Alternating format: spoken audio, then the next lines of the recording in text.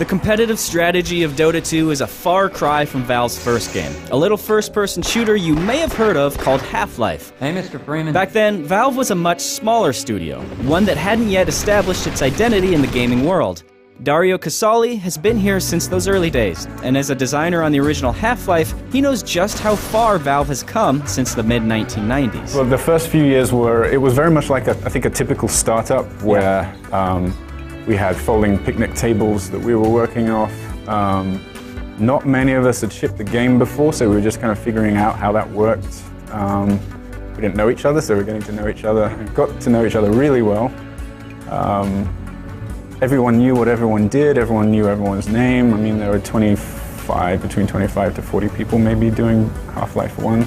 So back then in the early years, I would imagine you guys probably didn't make quite as much of Valve's sort of like flat structure back then, because then it just seems like a startup. Now it's unique for such a big company, but back then, was that something that even entered your mind? Having such a small number of people back then, we definitely multitasked. And mostly we self-managed. I think the hiring policy from the very beginning was experience-based.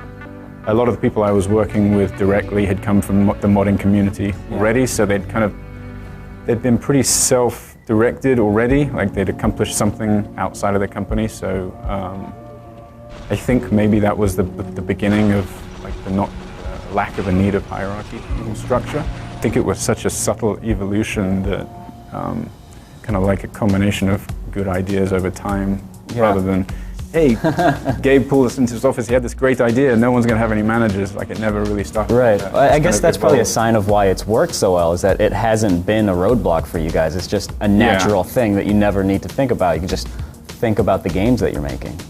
Yeah, exactly. Everybody is very responsible for their own career path within the company, but also the things that they're contributing to the game. We don't. I think even in the very beginning, I don't remember people giving work out and stuff like that. Yeah. It was very organic that way. So as the years have gone on, how do you think this structure has personally influenced your work designing maps and levels for the Half-Life series? Well, I think it's really nice to be able to choose which projects you're going to contribute to, because we're all experts on our own expertise. And I think it's really encouraged for you to contribute to what you're going to be most valuable at. Right. I'm curious if you can describe the process for ramping up a team as a project goes along, how you sort of like grab more and more people and add to the core that originated. That's sort of what you guys call, cabal is the term that you guys use for like the team? That's usually the team that you end up with that has representative of multiple disciplines. Okay. But getting to that point is pretty difficult sometimes.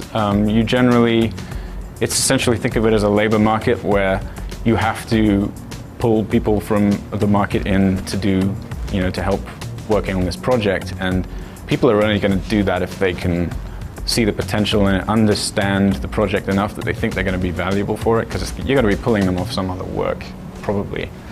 And then you'll attract people if people think that it's a valuable project, and if no one's interested in, you kind of have to go back to the drawing board and say, well, based on the input from the people I actually tried to get involved, how would I turn this into an interesting project? Right. And then start again.